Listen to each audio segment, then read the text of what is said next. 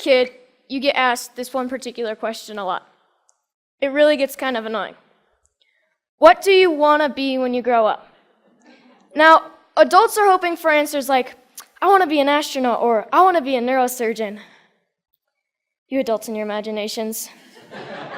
Kids, they're most likely to answer with pro skateboarder, surfer, or Minecraft player.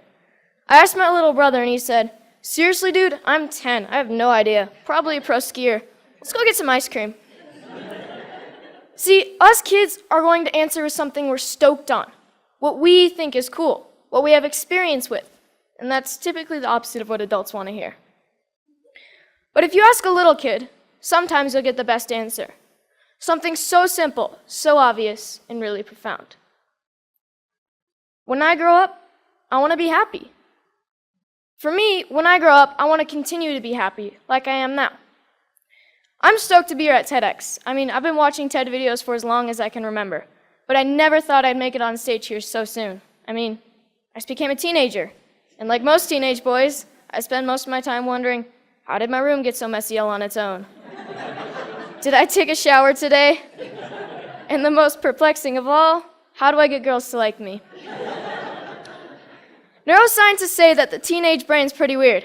Our prefrontal cortex is underdeveloped, but we actually have more neurons than adults, which is why we can be so creative and impulsive and moody and get bummed out.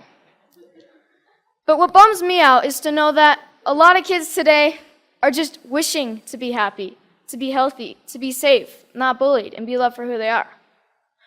So it seems to me when adults say, what do you want to be when you grow up? They just assume that you'll automatically be happy and healthy. But maybe that's not the case. Go to school, go to college, get a job, get married, boom. Then you'll be happy, right? We don't seem to make learning how to be happy and healthy a priority in our schools. It's separate from schools. And for some kids, it doesn't exist at all. But what if we didn't make it separate? What if we based education on the study and practice of being happy and healthy? Because that's what it is, a practice, and a simple practice at that. Education is important, but why is being happy and healthy not considered education? I just don't get it. So I've been studying the science of being happy and healthy. It really comes down to practicing these 8 things: exercise, diet, nutrition, time in nature, contribution, service to others, relationships, recreation, relaxation and stress management, and religious or spiritual involvement. Yes, got that one. So these 8 things come from Dr. Roger Walsh. He calls them therapeutic lifestyle changes, or TLCs for short.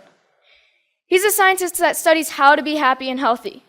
In researching this talk, I got a chance to ask him a few questions like, do you think that our schools today are making these 8 TLCs a priority?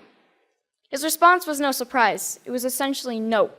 But he did say that many people do try to get this kind of education outside of the traditional arena, through reading and practices such as meditation or yoga. But what I thought was his best response was that much of education is oriented, for better or worse, towards making a living rather than making a life. In 2006, Sir Ken Robinson gave the most popular TED Talk of all time, Schools Kill Creativity. His message is that creativity is as important as literacy, and we should treat it with the same status. A lot of parents watch those videos. Some of those parents, like mine, counted it as one of the reasons they felt confident to pull their kids from traditional school, to try something different. I realize I'm part of this small but growing revolution of kids who are going about their education differently. And you know what? It freaks a lot of people out. Even though I was only 9 when my parents pulled me out of the school system, I can still remember my mom being in tears when some of her friends told her she was crazy and it was a stupid idea. Looking back, I'm thankful she didn't cave to peer pressure, and I think she is too. So out of the 200 million people that have watched Sir Ken Robinson's talk, why aren't there more kids like me out there? Shane McConkey is my hero. I loved him because he was the world's best skier. But then one day I realized what I really loved about Shane. He was a hacker. Not a computer hacker. He hacked skiing. His creativity and inventions made skiing what it is today, and why I love to ski. A lot of people think of hackers as geeky computer nerds who live in their parents' basement and spread computer viruses. But I don't see it that way. Hackers are innovators. Hackers are people who challenge and change the systems to make them work differently, to make them work better. It's just how they think. It's a mindset. I'm growing up in a world that needs more people with the hacker mindset, and not just for technology. Everything is up for being hacked, even skiing, even education. So whether it's Steve Jobs, Mark Zuckerberg, or Shane McConkey, having the hacker mindset can change the world. Healthy, happy, creativity, and the hacker mindset are all a large part of my education. I call it Hackschooling. I don't use any one particular curriculum, and I'm not dedicated to any one particular approach. I hack my education. I take advantage of opportunities in my community and through a network of my friends and family. I take advantage of opportunities to experience what I'm learning, and I'm not afraid to look for shortcuts or hacks to get a better, faster result. It's like a remix or a mashup of learning.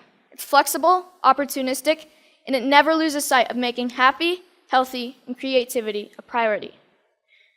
And here's the cool part, because it's a mindset, not a system. Hackschooling can be used by anyone, even traditional schools. So what does my school look like? Well, it looks like Starbucks a lot of the time. But like most kids, I study a lot of math, science, history, and writing. I didn't used to like to write because my teachers made me write about butterflies and rainbows, and I wanted to write about skiing.